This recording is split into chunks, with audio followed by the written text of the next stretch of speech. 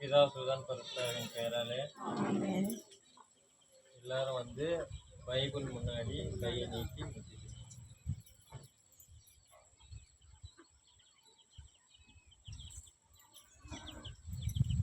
தொடக்க பாடம். பரிசுத்த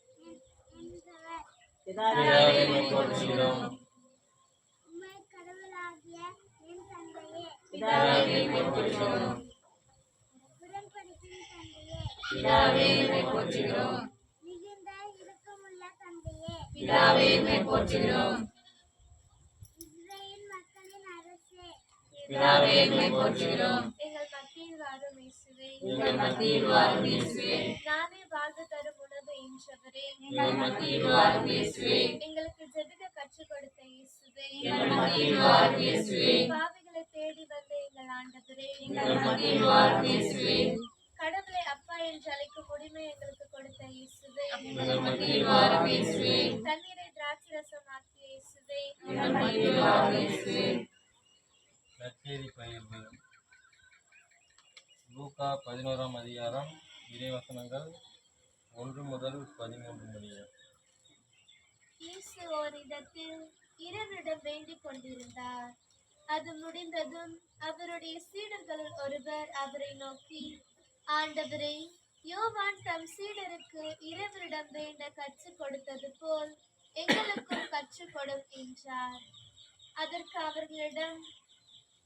அவர் அவர்களிடம், நீங்கள் இறைவனிடம் வேண்டும் பொழுது இவ்வாறு சொல்லுங்கள்: தந்தையே, உமது பெயர் தூயதென போற்ற வருக, உமது ஆட்சி வருக, எங்கள் அன்றாட உணவை நாள்தோறும் எங்களுக்கு தாரும், எங்களுக்கு எதிராக குற்றம் செய்வோர் அனைவரையும் நாங்கள் மன்னிப்பதால் எங்கள் பாவங்களையும் மன்னியும், எங்களை சோதனைக்கு உட்படுத்தாதேயும், தீயோனிடமிருந்து எங்களை விடுவித்தருளும் என்று கற்பித்தார்.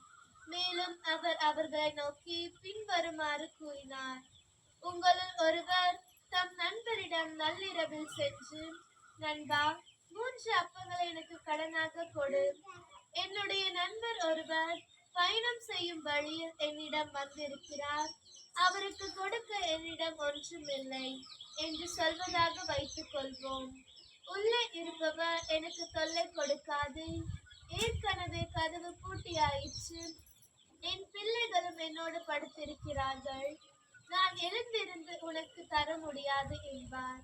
எனினும் அவர் விடாப்பிடியாக கதவை தட்டிக் கொண்டே இருந்ததால் அவர் தம் நண்பர் என்பதற்காக எழுந்து கொடுக்காவிட்டாலும் அவரது தொல்லையின் பொருட்டாவது எழுந்து அவருக்கு தேவையானதை கொடுப்பார் என நான் உங்களுக்கு சொல்கிறேன். மேலும் நான் உங்களுக்கு சொல்கிறேன், கேளுங்கள், உங்களுக்கு கொடுக்கப்படும், தேடுங்கள், நீங்கள் கண்டடைவீர்கள், தட்டுங்கள், உங்களுக்கு திறக்கப்படும்.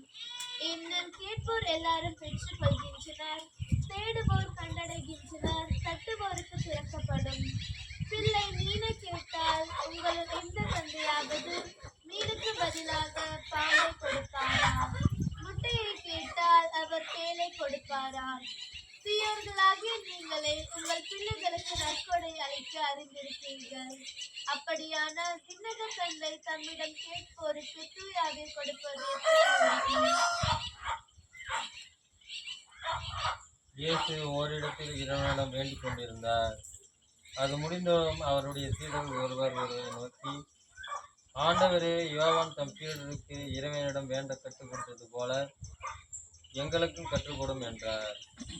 அவர் அவர்களிடம், நீங்கள் இறைவனிடம் வேண்டும் பொழுது இவ்வாறு சொல்லுங்கள்: தந்தையே, உமது பெயர் தூயதென போற்ற பெறுக, உமது ஆட்சி வருக, எங்கள் அன்றாட உணவை நாள்தோறும் எங்களுக்கு தாரும், எங்களுக்கு எதிராக குற்றம் செய்வோர் அனைவரையும் நாங்கள் மன்னிப்பதால் எங்கள் பாவங்களையும் மன்னியும், எங்களை சோதனைக்கு உட்படுத்தாதையும் தீயோனிடமிருந்து எங்களை விடுவித்தருளும் என்று கற்பித்தார். மேலும் அவர் அவருடைய நோக்கி பின்வருமாறு கூறினார்: உங்களுள் ஒருவர் தம் நண்பர்களிடம் நள்ளிரவில் சென்று, நண்பா, 3 அப்பங்களை எனக்கு கடனாக கொடு, என்னுடைய நண்பர் ஒருவர் பயணம் செய்யும் வழியில் என்னிடம் வந்திருக்கிறார், அவருக்கு கொடுக்க என்னிடம் ஒன்றுமில்லை என்று சொல்வதாக வைத்துக் கொள்வோம்.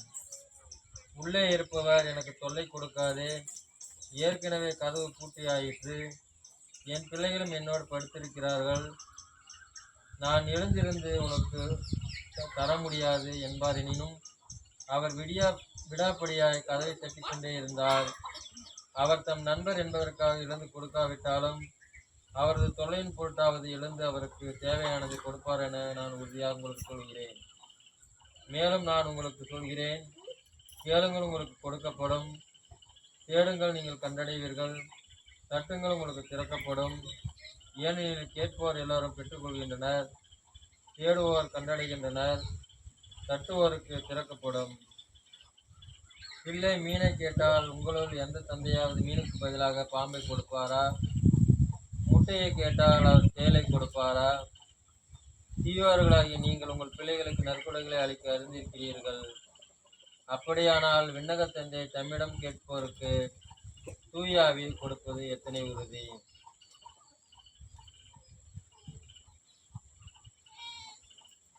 இயேசு ஒரு இடத்தில் இறைவனிடம் வேண்டிக் கொண்டிருந்தார். அது முடிந்ததும் அவருடைய சீடர்களில் ஒருவர் அவரை நோக்கி, ஆண்டவரே, யோவான் தம் சீடருக்கு இறைவனிடம் வேண்ட கற்றுக் கொடுத்தது போல் எங்களுக்கும் கற்றுக்கொடும் என்றார். அவர் அவர்களிடம், நீங்கள் இறைவனிடம் வேண்டும் பொழுது இவ்வாறு சொல்லுங்கள்: தந்தையே, உமது பெயர் தூயதென போற்ற பெறுக, உமது ஆட்சி வருக, எங்கள் அன்றாட உணவை நாள்தோறும் எங்களுக்கு தாரும், எங்களுக்கு எதிராக குற்றம் செய்வோர் அனைவரையும் நாங்கள் மன்னிப்பதால் எங்கள் பாவங்களையும் மன்னியும், எங்களை சோதனைக்கு உட்படுத்தாதேயும் தீயோனிடமிருந்து எங்களை விடுவித்தருளும் என்று கற்பித்தார். மேலும் அவர்களை நோக்கி பின்வருமாறு கூறினார்: உங்களுள் ஒருவர் தன் நண்பரிடம் நள்ளிரவில் சென்று, நண்பா, 3 அப்பங்களை எனக்கு கடனாக கொடு, என்னுடைய நண்பர் ஒருவர் பயணம் செய்யும் வழியில் என்னிடம் வந்திருக்கிறார், அவருக்கு கொடுக்க என்னிடம் ஒன்றுமில்லை என்று சொல்வதாக வைத்துக் கொள்வோம். உள்ளே இருப்பவர், எனக்கு தொல்லை கொடுக்காதே, ஏற்கனவே கதவு பூட்டியாயிற்று, என் பிள்ளைகளும் என்னோடு படுத்திருக்கின்றார்கள், நான் எழுந்திருந்து உனக்கு தர முடியாது என்பார். எனினும் அவர் விடாப்பிடியாய் கதவை தட்டிக்கொண்டே இருந்ததால் அவர் தம் நண்பர் என்பதற்காக எழுந்து கொடுக்காவிட்டாலும் அவரது தொல்லையின் பொருட்டாவது எழுந்து அவருக்கு தேவையானதை கொடுப்பார் என நான் உங்களுக்கு சொல்கிறேன். மேலும் நான் உங்களுக்கு சொல்கிறேன், கேளுங்கள் உங்களுக்கு கொடுக்கப்படும், தேடுங்கள் நீங்கள் கண்டடைவீர்கள், தட்டுங்கள் உங்களுக்கு திறக்கப்படும். ஏனெனில் கேட்போர் எல்லோரும் பெற்றுக்கொள்கின்றனர், தேடுவோர் கண்டடைகின்றனர், தட்டுவோருக்கு திறக்கப்படும். பிள்ளை மீனை கேட்டால் உங்களில் எந்த தந்தையாவது மீனுக்கு பதிலாக பாம்பை கொடுப்பாரா? முட்டையை கேட்டால் அவர் தேளை கொடுப்பாரா? தீயோர்களாகிய நீங்களே உங்கள் பிள்ளைகளுக்கு நற்கொடைகளை அளிக்க அறிந்திருக்கிறீர்கள்.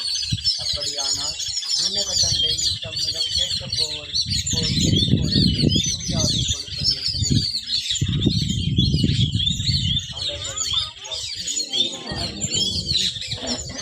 வாசிக்கப்பட்ட இறைவாசியை ஒரு பார்ப்போம்.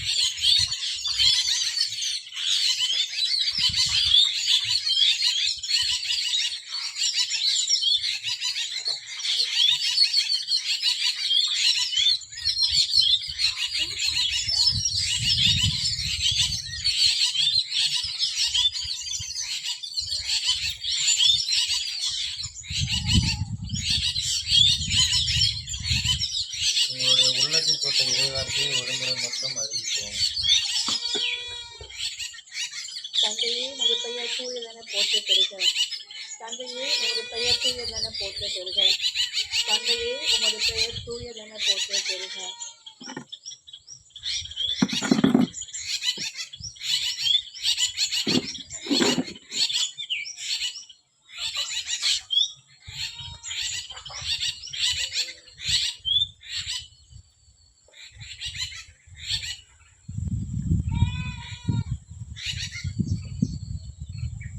எங்களை சோதனைக்குட்படுத்தாதே, தீயோனிடமிருந்து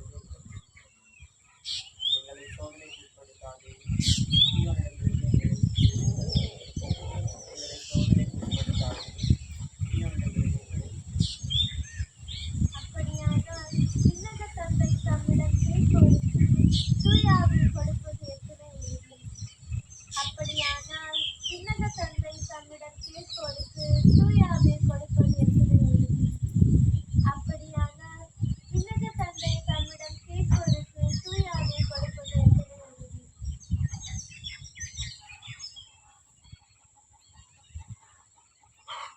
கேளுங்கள் உங்களுக்கு கொடுக்கப்படும், தேடுங்கள் நீங்கள் கண்டடைவீர்கள், தட்டுங்கள் உங்களுக்கு திறக்கப்படும். கேளுங்கள் உங்களுக்கு கொடுக்கப்படும், தேடுங்கள் நீங்கள் கண்டடைவீர்கள், தட்டுங்கள் உங்களுக்கு திறக்கப்படும். கேளுங்கள் உங்களுக்கு கொடுக்கப்படும், தேடுங்கள் நீங்கள் கண்டடைவீர்கள், தட்டுங்கள் உங்களுக்கு திறக்கப்படும்.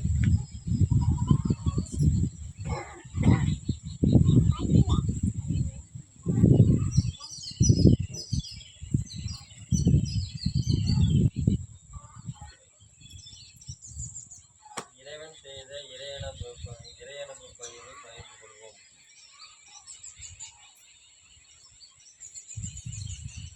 வாழ்க்கை அனுபவ பகிர்வு.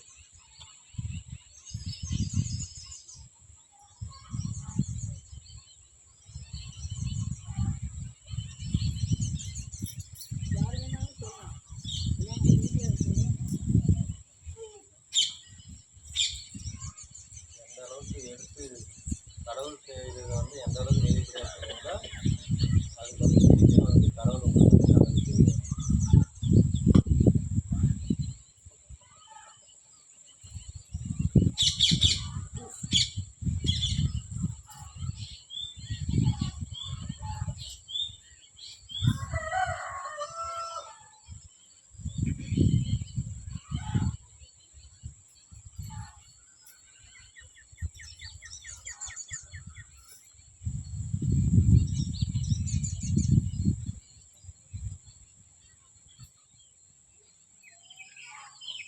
நேற்று நடந்த நிகழ்வு தருமபுரியில் வந்து ஒரு பெண்மணியை வந்து வச்சு வேற ஒருத்தர் வச்சு பார்த்துட்டு ரெண்டு பேருக்கு வந்து சனிக்கிழமை ஆனால் வந்து சம்பளம் வந்து கொடுக்கணும். சம்பளம் கொடுக்கறதுக்கு வந்து காசு வந்து கையில் இல்லாதனால என்ன பண்ணுறதுன்னு தெரியாமல் வந்து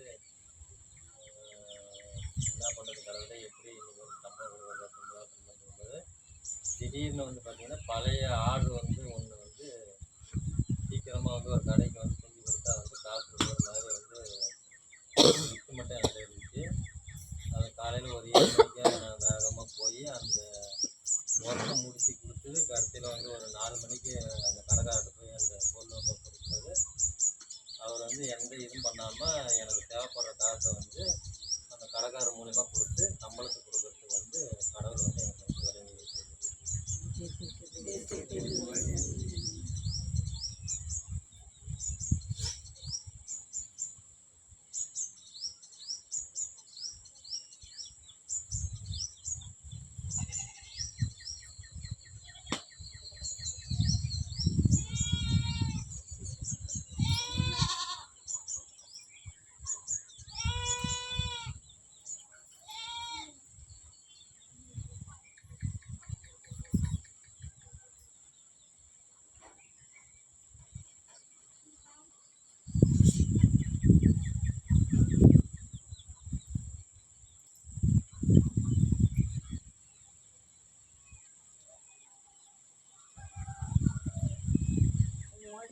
இடத்துலையா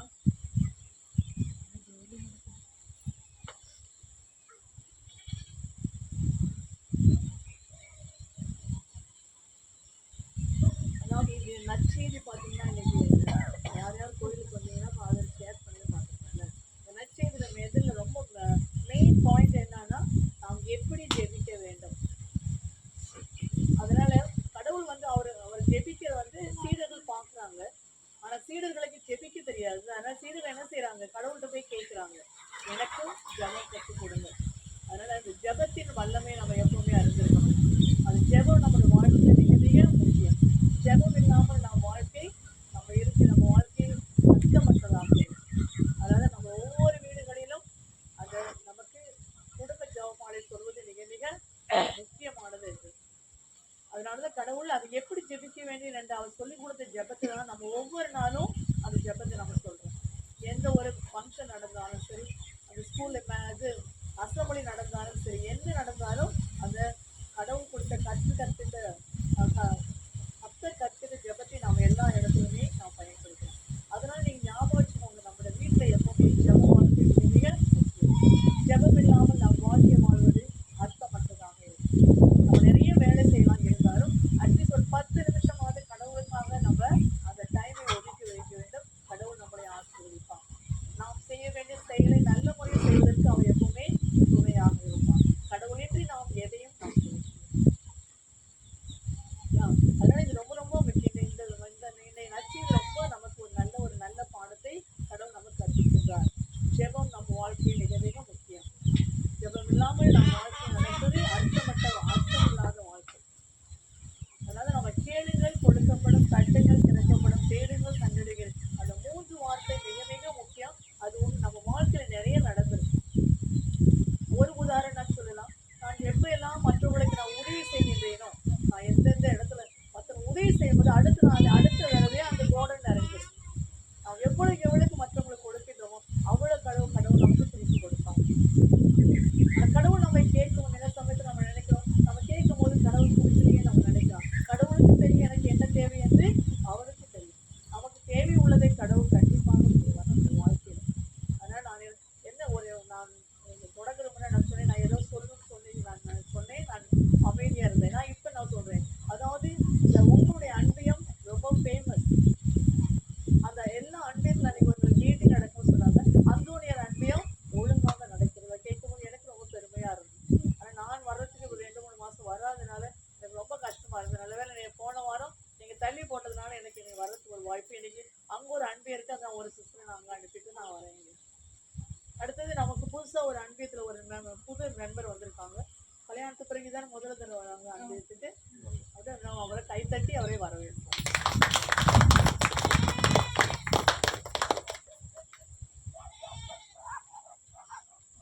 அறிக்கை வாசிக்கலாமா? இது அந்த நோட்டு கொஞ்சம் இதாகிடுச்சு. அடுத்த டைம் அங்கே இது பண்ணிட்டு அறிக்கை இது பண்ணிடுறாங்க.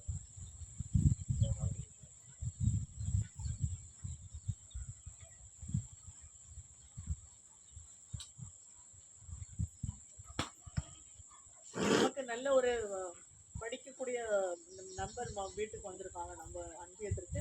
அதனால அவங்கள பயன்படுத்தணும். இது படிக்கிறதெல்லாம் அவங்க பயன்படுத்தணும். அவங்க கண்டிப்பா நமக்கு வழிகாட்டுவாங்க.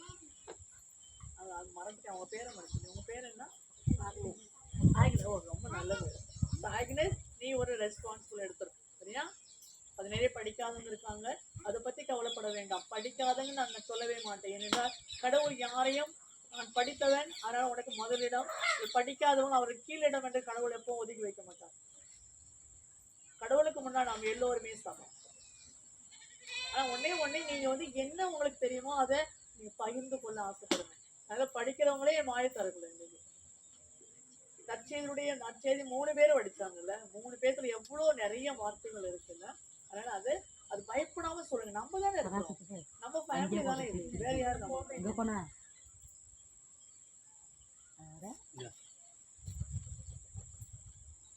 உங்க பொண்ணு எங்க? நீ வரலையா? மோட்டர் ஆஃப் பண்ண போயிருந்தேன். மோட்டர் தனிச்சு சொல்லல. 2 பேருமா? ஒருத்தி தான் இருக்காங்க.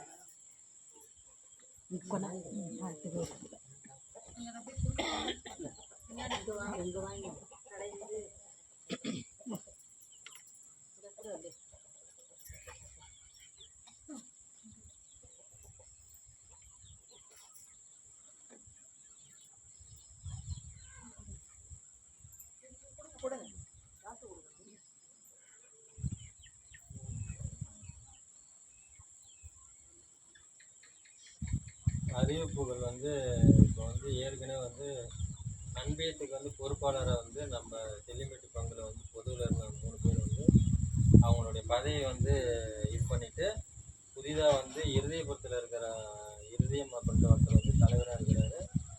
செயலாளர் வந்து அருள் அந்தோணி, பொருளாளர் வந்து ராணி இருதயபுரத்தில் இருக்கிறாங்கல்ல, அவங்க தான் இருக்கிறாங்க. அதனால் அவங்கள தேர்ந்தெடுத்துருக்கிறாங்க. அவங்க தேர்ந்தெடுத்ததுலேருந்து 2 பிரிவாக வந்து டிவிஷனாக வந்து பிரித்து கொல்லப்பட்டி ஒரு பிரிவாகவும் செல்லிமெட்டு ஒரு பிரிவாகவும் வந்து ஒரு அன்பிய கூட்டம் வந்து அங்கேயே அரேஞ்ச் பண்ணி இப்போ வந்து அன்பியமானது எல்லா இடத்துலையும் வந்து நல்லா நடைபெற மாதிரி அவங்க வந்து ஏற்பாடு பண்ணியிருக்கிறாங்க. அதனால் நாமளும் ஏற்கனவே வந்து நின்று போனதை வந்து இது பண்ணாமல் தொடர்ந்து வந்து இதே மாதிரி செயல்படுத்தி நல்ல அவர் என்ன சொன்னாருன்னா என்கிட்ட, சிஸ்டர் உங்க அன்பை நல்லா நடக்குது, ஆனால் நான் வர வேண்டிய தேவையில்லை, அதனால் நீங்கள் தொடர்ந்து நடத்துங்கன்னு சொன்னார். நான் சொன்னேன் ஒரு முறையாவது நீங்கள் வந்துட்டு வாங்கன்னு சொன்னேன். அடுத்த டைம் வந்துட்டு இது பண்ணிட்டு பங்கு அளவில் வந்து செய்தீங்கன்னா அப்படின்னா பங்கு ஆலயம் வந்து மேலே வந்து கூரையை வந்து அங்கங்கே ஒளிவிட்டுக்கிட்டு இப்போ வந்து ரீஒர்க் பண்ணிட்டு இருப்பாங்க பொழுது. அதனால வந்து டொனேஷன் வந்து ஃபாதர் வந்து விருப்பப்படுறவங்க கொடுங்கன்னு சொல்லியிருக்கிறாரு. அது ஒன்று. 2வது வந்து சந்தா வந்து உங்ககிட்ட இருக்கிற புக்கு பார்த்தீங்கன்னா 2025ஓட வந்து முடிகிற மாதிரி இருக்குது புக்கு. அந்த 2025 வரைக்கும் வந்து இருக்கிற சந்தா வந்து கொடுத்துட்டீங்கன்னா வேற புது புக்கு வந்து ரெடி பண்ணியிருக்கிறான். 2026 புது புக்கு வரும். அப்போ வந்து சந்தா வந்து மினிமம் சந்தா வந்து 25 ரூபா வந்து இது பண்ணியிருக்கிறாங்க. 25 ரூபா காசு. அது போக வந்து நீங்கள் எவ்வளோ வேணாலும் கொடுக்கலான்ட்டு. அதனால் இந்த வந்து 2025 வரைக்கும் யார் கட்டாது இருக்கிறீங்களோ எல்லாம் கொடுத்தீங்கன்னா அதில் வந்து நிசார்கிட்ட கொடுத்துட்டு அந்த இதை வந்து புக்கை வந்து முடிச்சு வைக்கிறது நல்லது. இந்த வருஷம் டிசம்பருக்குள்ள நமக்கு கம்மியாக தானே கொடுத்துருக்காங்க. இங்கே வந்து 12 குடும்பம் தான் 12 நாட்டு தான் இருக்குது. அதனால் வந்து யார் கொடுக்காத இருக்கிறீங்களோ அதெல்லாம் கொடுத்து வந்து இது பண்ணுவாங்க.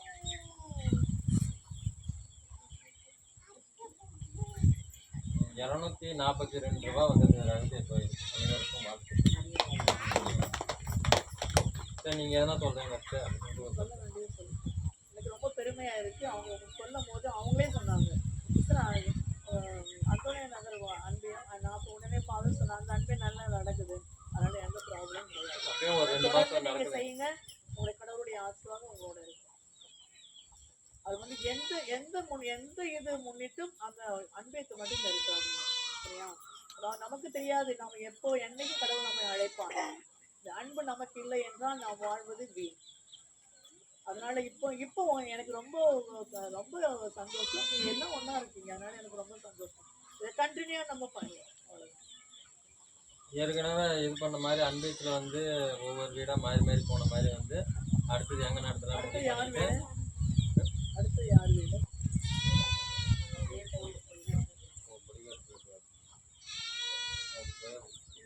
அந்த கடைசி வீடா? அங்கே போயிட்டு இப்போ அங்கே போயிட்டு ஹோட்டலில் அங்கே முடிச்சுட்டு கடைசியாக அப்போ அங்கே படிக்காட்டுக்கு அப்புறம் கன்ஃபியூஷன் ஆகி கிடக்கும். ஹோட்டலில் இங்கே முடிச்சிருங்க, கடைசியாக அப்புறமா ஒரு நாளைக்கு வழிகாட்டுக்கு போவீங்க. சரி, அவங்ககிட்ட சொல்லிடுறேன் நான் அடுத்த அனுப்பி. அதே மாதிரி கோயில் சுத்தம் பண்ணுறது வந்து ஏற்கனவே பண்ணிட்டு தான் வந்துச்சு. லாஸ்ட்டாக வந்து அது கோயில் சுத்தம் பண்ணுறது வந்து அப்படியே நிற்கிது. குருதி போட்டாரு, நீங்கள் தான் பண்ணீங்கன்னு நினைக்கிறேன். அவங்க தான் பண்ணணும் பெல்சியா விட்டாரோட நிற்கிது. பெல்சியா விட்டாரு இல்லை, லாஸ்ட்டாக இவங்க தான் பண்ணணும். பண்ணி முடிச்சிருக்கிறாங்க. வாரம் பண்ணிடுங்க, அப்படியே வந்து கண்டினியூ பண்ணி நம்பிக்கை பண்ணிடுவோம். அதே மாதிரி இங்கே வந்து அன்பியம் நடக்கும்போது எல்லாரும் வாங்க. வரும்போது எல்லாரும் பைபிள் எடுத்துட்டு வாங்க. படிக்கிறவங்க எல்லாருமே இருக்கிறீங்க, பைபிள் எடுத்துகிட்டு வந்துட்டு அன்பியத்தில் கலந்துருங்க. அதே மாதிரி வந்து வாழ்க்கை அனுபவ பகிர்வுன்னு சொல்கிறது வந்து எல்லாருக்கும் கடவுளை வந்து ஒவ்வொரு நாளும் ஒவ்வொரு நல்லது வந்து செஞ்சுட்டு தாங்கிறாரு. கடவுளை மகிமைப்படுத்த அவர் வந்து நம்மளை மகிமைப்படுத்துவார்.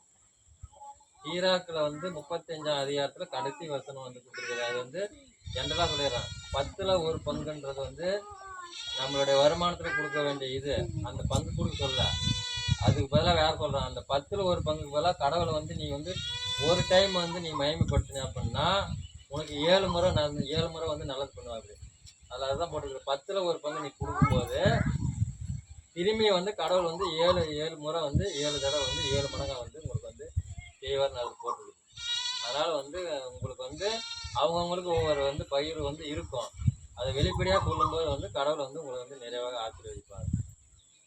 முக்கியமா படிக்க தெரியவங்க தயவுசெய்து நீங்க ஷேர் பண்ணுங்க. படிக்க தெரியாம ஓகே, ஆனா படிக்க தெரியாம இருந்தாலும் சில அவங்க வார்த்தைகள் உங்க சில வார்த்தை ஆண்டவரே நான் பண்ணி போட்டு அந்த வார்த்தை நம்ம சொல்லலாம்ல.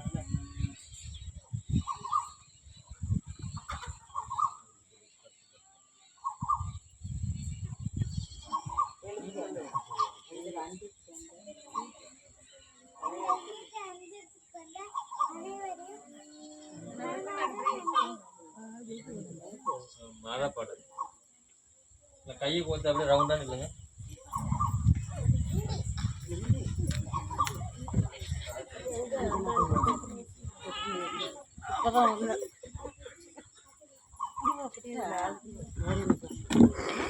எல்லாம் ரவுண்டா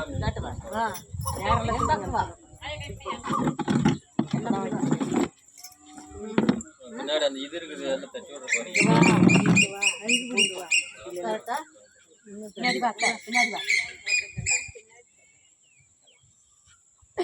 பாட்ட ஆரம்பிங்க.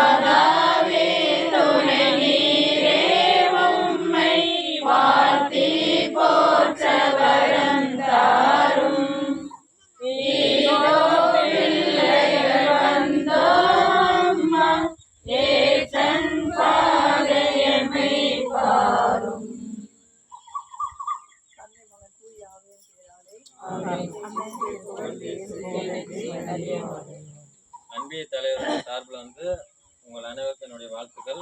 ஓரளவுக்கு வந்து ஊரில் இருக்கிறவங்க எல்லாருமே வந்துட்டீங்க. இதே மாதிரி வந்து தொடர்ந்து வந்து ஒத்துழைப்பு கொடுங்க.